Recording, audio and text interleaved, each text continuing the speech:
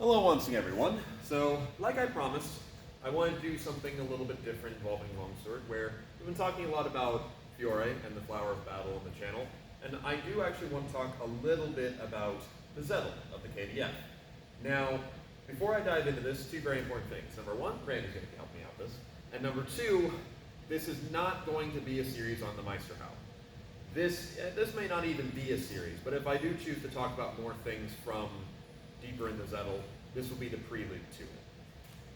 One of the things that I think is more important that I've been going over recently has been the, like I said, prelude, the initial bit, or as I call it, the stuff you should know section. These are things before any of the further, deeper teachings of Lichtenauer and his cohorts is put down.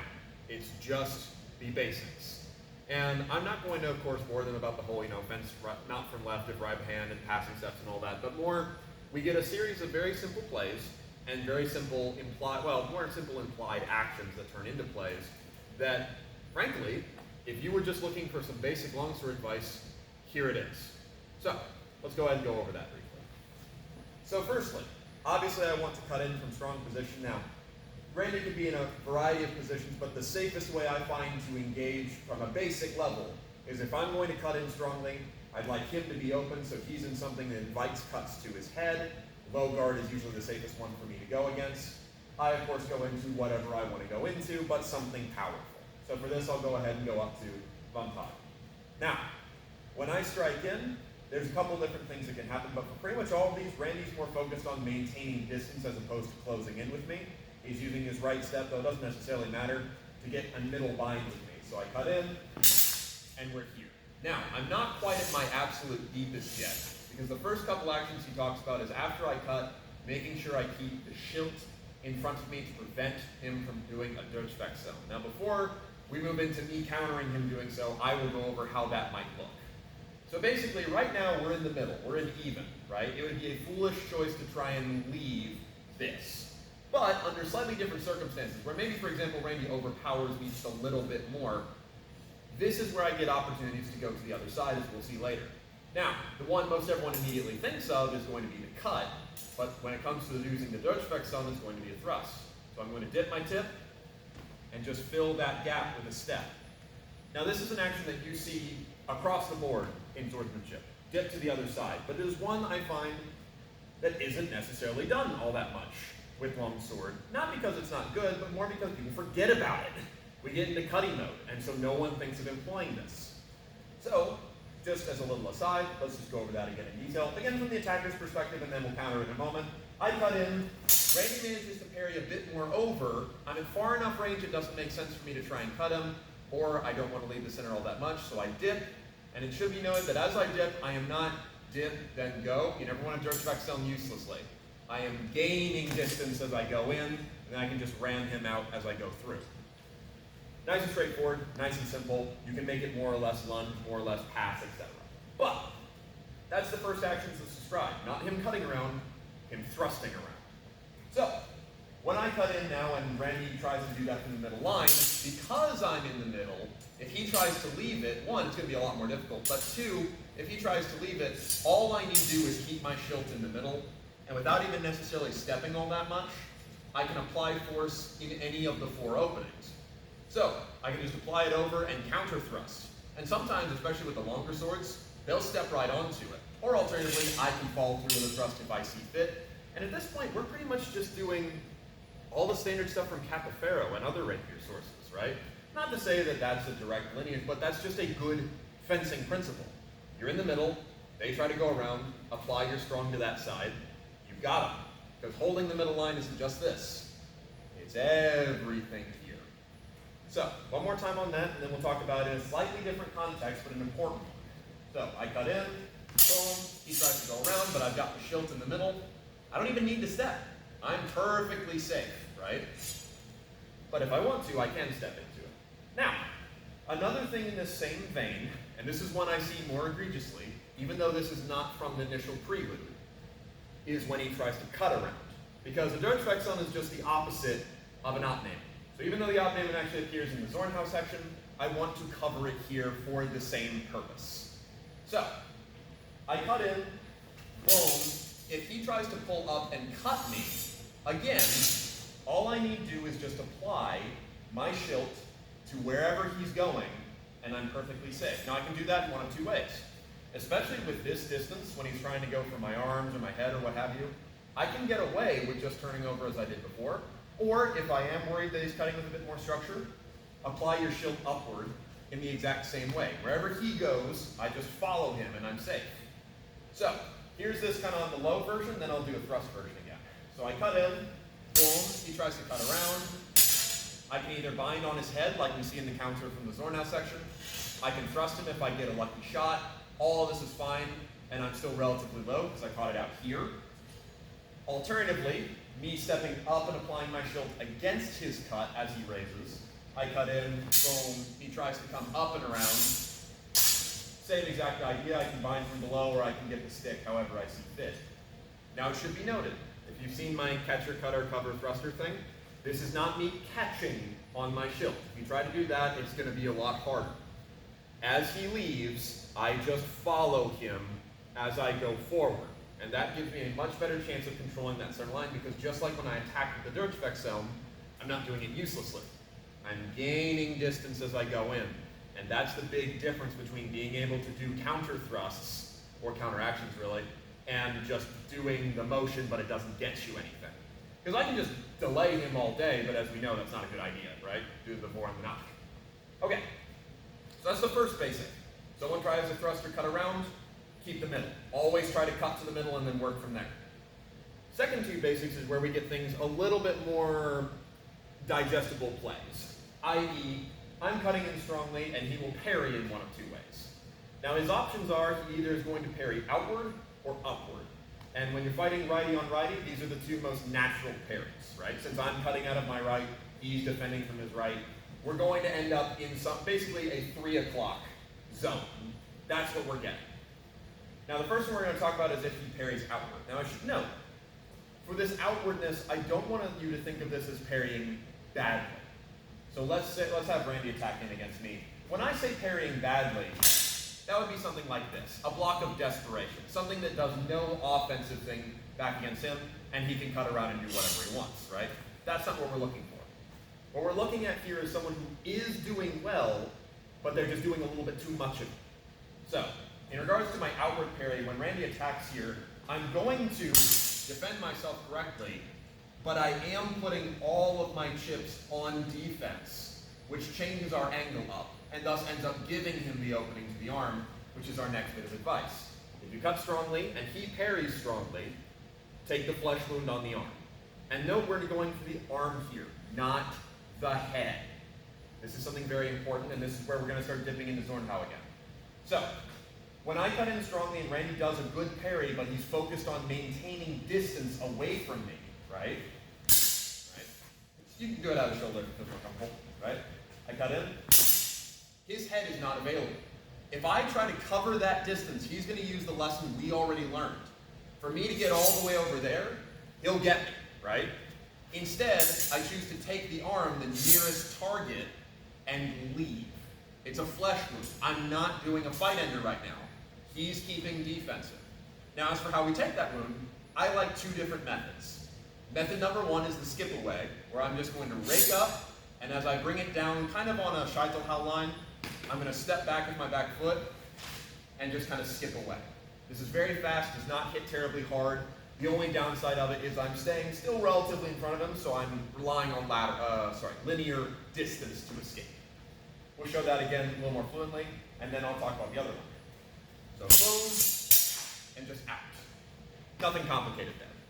Now the second one, and this one's better because it gives you a better chance of getting higher up on the arm. So in that case, I did hit his crossguard intentionally, but that can also happen by accident because you're going for a relatively narrow target.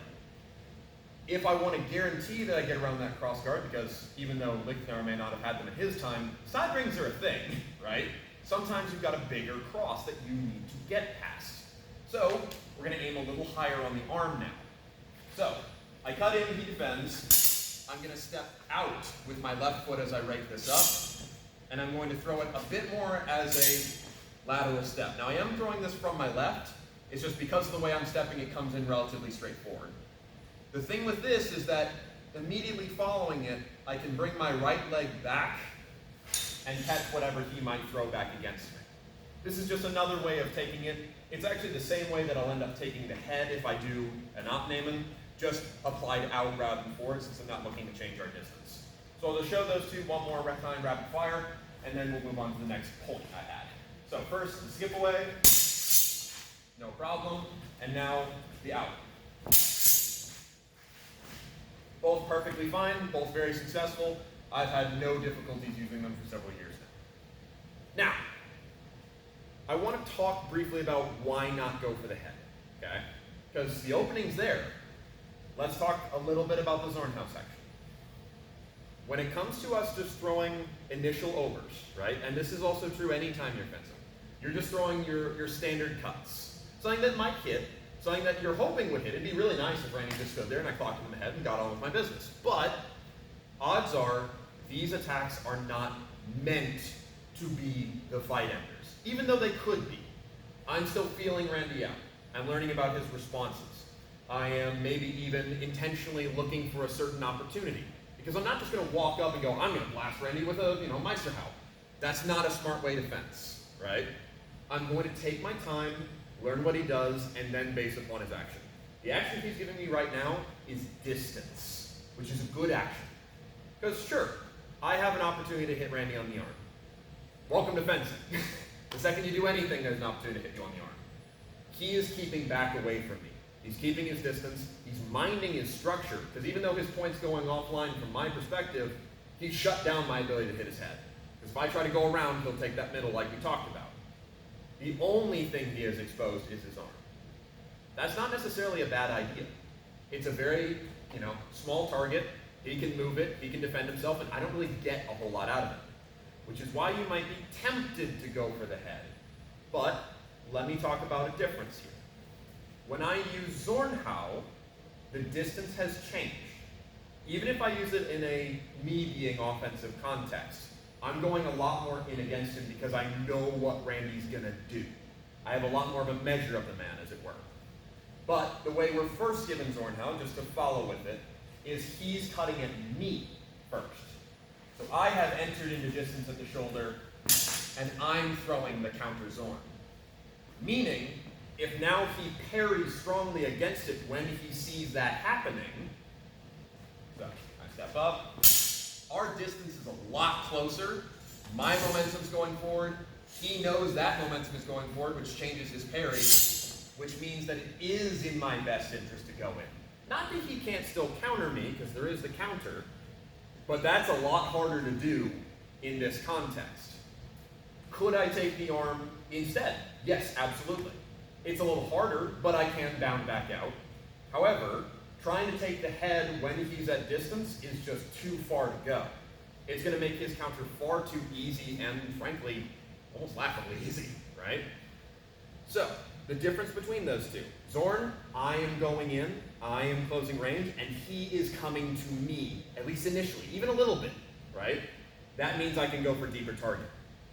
The over, I am cutting at him, he is keeping back, let's just take an extremity and call it good, Maybe now I've learned about that, so now maybe I will throw my Zorn and then work from it and see what I can get. But that's kind of the rabbit hole on that I want to talk about, i.e., be more willing to settle for a hand if they're being defensive. Be ready to take a head if you're in that state of game. But either way, let's talk about our final response now from this stuff you should know section, and then we're done. I.e., I cut in and Randy parries high. He who drives the fight up will find nothing but sorrow below. Relatively straightforward. Now with this, there can be a couple different kinds of parries. It could literally be his hands just raised, so rather than just being, here, this could also be that same good parry, just your hands are too high. We all do that every once in a while, right? I like to think of this as he's parrying just with the shield more than he should, be that in a crone or just out and his hands were higher than they needed to be. But either way, following this, I'm just going to cut him on the low opening and leave. Again, I am getting out of here. I'm taking an extremity most times. Now, as for what that low opening could be, it could be a couple different things. You may be close enough to nick into the chin or into the chest or things along those lines, but hands are probably your best target because that's what's most forward. Now I can take it in 3 different ways, which we're going to go over. So I step up and I cut, and Randy drives high. Now at the moment, we're shield to shield. This would be grapple. So we'll keep it a little bit further back. You can't blame Randy, he's an Italian now, right? But I cut in. Good, this is good distance. So he has driven his cut high, right? Now I can take the arm in one of 3 ways. The first way, especially if I've got him a little bit more over, is to basically do akin to an Abnehmen, but with an Unterhau from this side, just up from below, and then you're out.